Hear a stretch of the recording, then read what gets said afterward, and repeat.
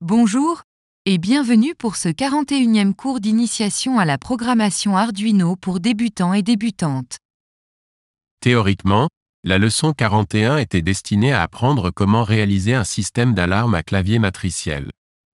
Cette leçon visait à découvrir comment utiliser un élément piézoélectrique et la fonction tone pour émettre un son à une fréquence précise lorsque l'alarme est déclenchée.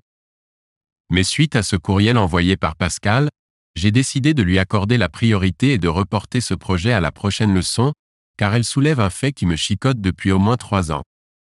Cela m'a poussé à faire ma propre recherche. Écoutons Pascal. Bonjour, et merci à Kim et Daniel pour cette excellente série de cours de programmation Arduino pour débutants. C'est très bien présenté et facile à suivre. Je sais qu'on n'a pas encore abordé ce sujet, mais j'ai fait une recherche rapide et je n'ai pas trouvé cette question déjà publiée, mais je suis sûre qu'elle a dû l'être, alors pardonnez-moi si c'est une répétition. J'utilise un piézo et un Arduino sur Tinkercad pour produire des notes en utilisant la fonction tonalité, et la qualité n'est pas excellente. C'est comme si j'entendais des battements pendant que la note est jouée.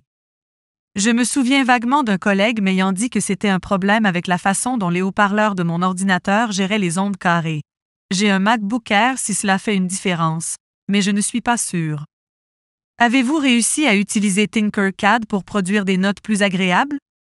Sinon, pouvez-vous m'expliquer quel est le problème? Merci.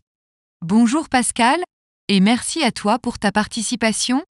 Cela me semble être bien plus un problème de Tinkercad qu'un problème d'Arduino. Le problème vient effectivement de Tinkercad. Tinkercad fait une simulation. C'est simplement une approximation du fonctionnement d'un Arduino.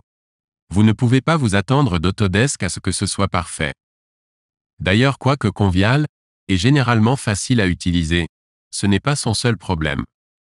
Mais un peu de pépin dans le son n'est pas une raison de trop s'en soucier. Comme Majenko l'a déclaré dans les commentaires sur le forum d'Arduino, Tinkercad est une simulation. Les codes ne sont pas compilés et téléchargés sur le matériel. Au lieu de cela, Tinkercad interprète le code à la volée.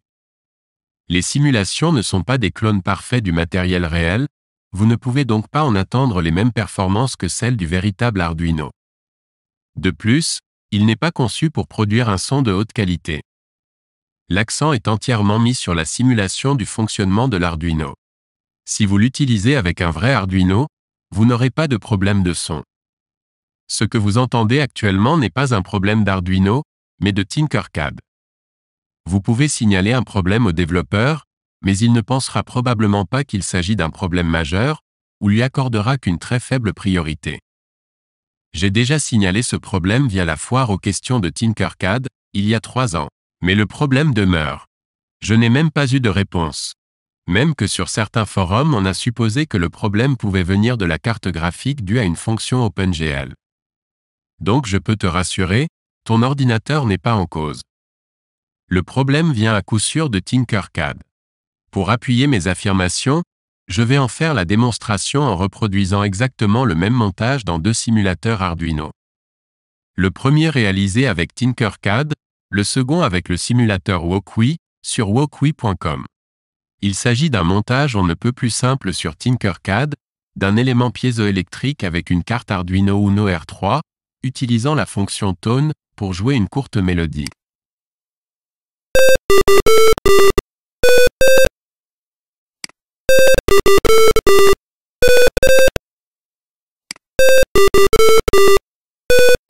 Je suis d'accord avec Pascal pour dire que le son est vraiment à chier. Maintenant, écoute bien cette démo, elle utilise exactement les mêmes composants et la même programmation mais cette fois avec le simulateur wokwi.com.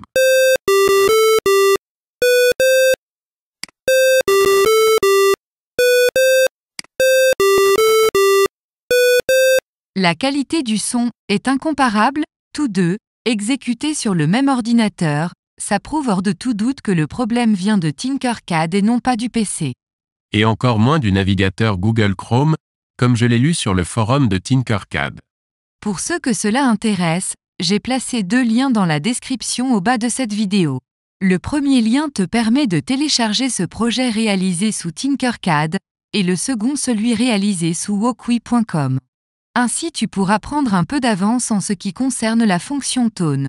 En parcourant les références d'Arduino à ce sujet, commençons à faire un survol de la fonction tone. Cette description t'aidera à mieux comprendre son fonctionnement. La fonction tone génère une onde carrée de la fréquence spécifiée et du rapport cyclique de 50% sur une broche. Une durée peut être spécifiée, sinon la vague continue jusqu'à un appel à la fonction noTone. La broche peut être connectée à un buzzer piézo ou à un autre haut-parleur pour émettre des tonalités. Une seule tonalité peut être générée à la fois. Si une tonalité est déjà diffusée sur une autre broche, l'appel à tone n'aura aucun effet. Si la tonalité est diffusée sur la même broche, l'appel définira sa fréquence. L'utilisation de la fonction tone interférera avec la sortie PWM sur les broches 3 et 11, sur les cartes autres que la méga. Il n'est pas possible de générer des tonalités inférieures à 31 Hz. Pour les détails techniques, voir les notes de Brett Hagman. La fonction tone contient obligatoirement 2 arguments, mais peut en contenir 3. Le premier est le numéro de la broche à laquelle le piézo est relié. Le second est la fréquence en Hertz. Le type de données autorisé est de type entier non signé. Le troisième argument est la durée de la tonalité en millisecondes. Le type de données autorisé est de type long non signé. Remarque et avertissement. Si vous souhaitez jouer des hauteurs différentes sur plusieurs broches, vous devez appeler noTone, une broche avant d'appeler tone, la broche suivante. Cette fonction est non bloquante, ce qui signifie que même si vous fournissez le paramètre duration, l'exécution du sketch continuera immédiatement même si la tonalité n'a pas fini de jouer. Ceci dit, je te recommande de télécharger le projet et amuse-toi à changer les valeurs de fréquence, de durée et la valeur de pause entre les notes. Cela est un bon exercice pratique aidant à mieux comprendre son fonctionnement. Si tu as aimé cette leçon, clique sur j'aime. Nous aurons l'occasion d'explorer cette fonction dans la prochaine leçon dans laquelle nous allons réaliser un système d'alarme sonore, dont voici un extrait.